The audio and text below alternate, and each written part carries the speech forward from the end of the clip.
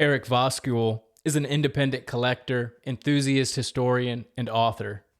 He wrote a book called Before Mario: The Fantastic Toys from the Video Game Giant's Early Days. He's one of the world's most prolific collectors of pre-Mario Nintendo artifacts. He's used as a source by a reputable gaming press.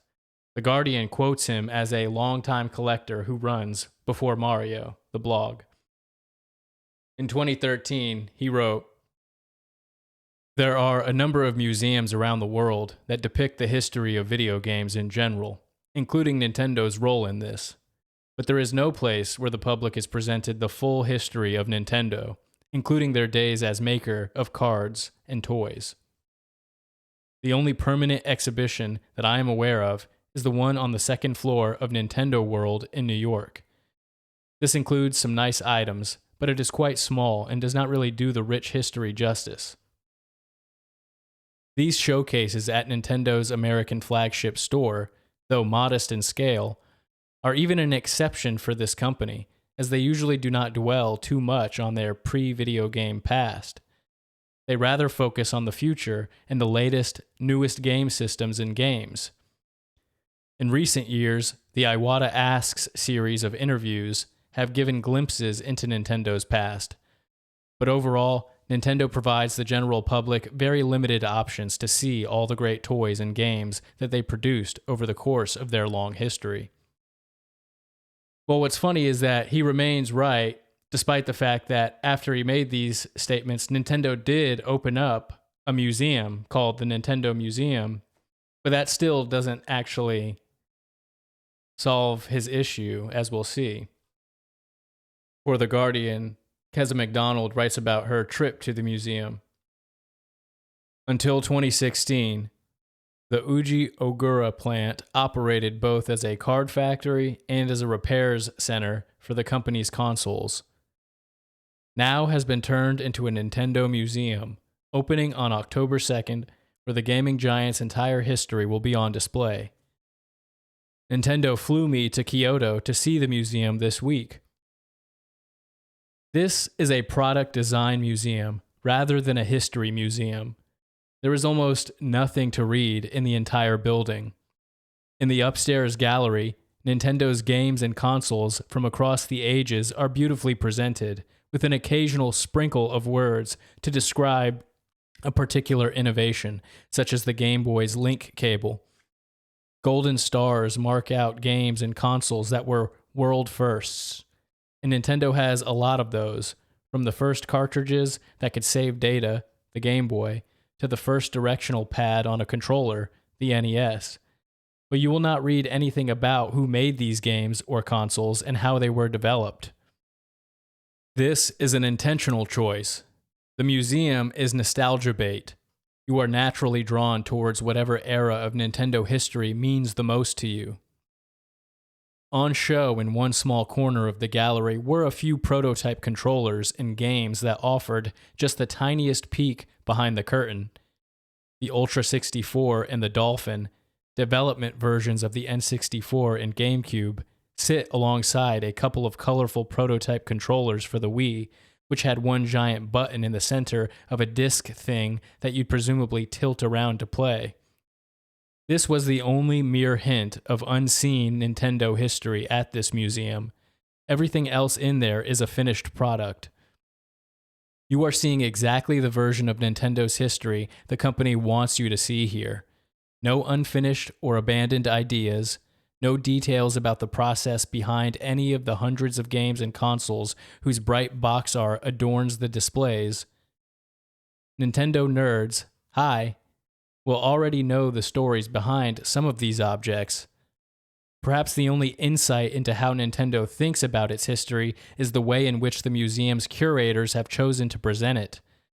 Some games are grouped around ideas, like movement, from a Twister-like board game to the Wii, and music. A wall display downstairs is labeled a succession of ideas, each Nintendo product, whether a success or a failure, providing a stepping stone to the next. A certain lack of depth might disappoint visitors hoping to learn anything about Nintendo's inner workings, but there is no lack of fun.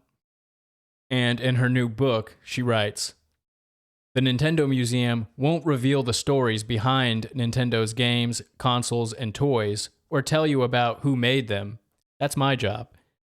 Its history is displayed here with much reverence and almost no insight. In the course of a whole day spent soaking in nostalgia here, I learned nothing new about the Japanese gaming company that has been a dominant force in the history of video games, and consequently an influential driver of pop culture. Now, as ever, Nintendo is not keen to divulge anything about what goes on behind the scenes, except for in one corner, where never-before-seen clay prototype controllers for the Wii and Nintendo 64 are on display behind glass. Nintendo has always been secretive about its inner workings. As a corporation, it is often maddeningly reluctant to allow its fans or journalists any access or explanation. Getting the simplest answer out of them, such as how much it cost to build this museum, how long it took, or who curated it, can prove impossible. I have tried, in this book, to offer what insight I can into how this gaming giant operates and into the circumstances and people that have shaped it." So, even when finally opening a museum, something that should be about transparency and education, Nintendo creates a hermetically sealed display of products with minimal context. The Financial Times reported on the museum as well.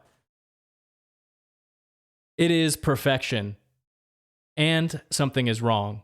But a museum, in theory, has an extraordinary role to play in charting the history of the world-conquering forces that this once obscure regional Japanese company unleashed, of cataloging and explaining Nintendo's breakthroughs, setbacks, triumphs, and missteps. It is all visually wonderful and a triumph of fan service. But the intellectual gaps are enormous. There is nothing here for the curious, the knowledge-hungry, or even just the fan who wants more than they can already get online. For those who do not know how Miyamoto entered Nintendo, how he managed to assert his influence on what was, fundamentally, a toy maker, or which developers were behind smash hits such as The Legend of Zelda, there is a great deal that is missing. There are no explanations of how everything was made, of the connections between the machines and the games, between their creators and the company. There are no origin stories of the Game Boy, or the relative failure of the underpowered Wii U and the recent renaissance of Nintendo through the handheld Switch. There is no admission anywhere that innovation can be a messy, upsetting, and frustrating business. There is no distinction between the dismal 1993 Super Mario Bros. Movie that bombed and the 2023 Barnstormer that gave Nintendo its first huge box office success, paving the way for a planned Zelda movie. Most of what is displayed here could be purchased, with enough money and time, from the vintage gaming shops of Tokyo's Akihabara district. According to Nintendo, the lack of information is a feature, not a bug. The exhibits showcased are shared with little explanation. We encourage you to form your own unique thoughts and to share them with others, says the company in a statement. But we are left to assume that Nintendo's real treasures, the faded photographs of coders in their lairs, the conceptual thoughts of previous Nintendo presidents, the napkin sketches of characters that would become known throughout homes across the globe, are being held back somewhere. So if the Nintendo Museum is not the right place for them, then where is? The Nintendo Museum is lovely, but it is, fundamentally, stingy. It is intellectually stingy with the historian, and, in terms of virtual coins, financially stingy with the nostalgic gamer. A beautiful exhibition, then, but not a museum. And others agree that it's not a museum in any meaningful historical sense. A Video Games Chronicle feature review says, "This is less a Nintendo museum than, and more of a product showroom."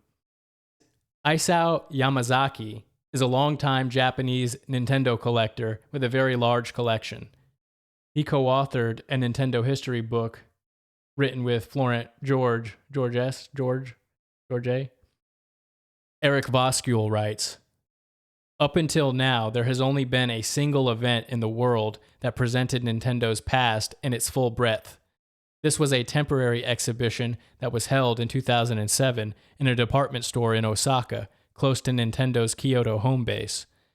The event was called Nintendo Museum, and Isao Yamazaki, who was featured on this blog in a recent Meet the Collectors episode, was involved in its inception.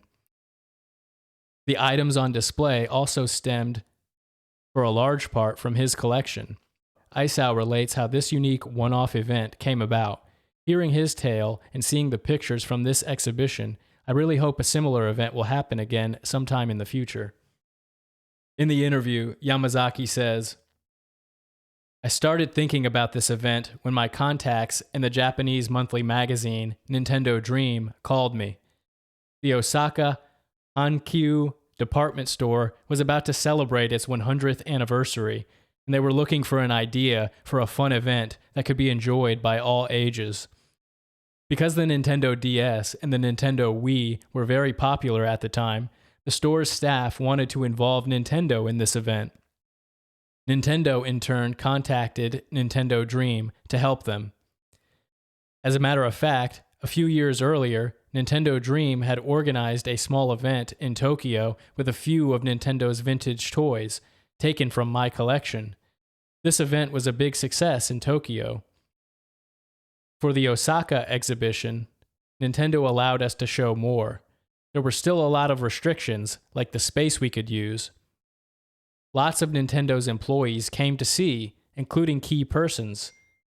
It was a pleasure to look at their nostalgic reactions and talk with them and hear their own memories or experiences at Nintendo. You know, all the Nintendo staff told me it was a small miracle, because Nintendo usually does not like to talk about their older history. They usually do not approve these kinds of events."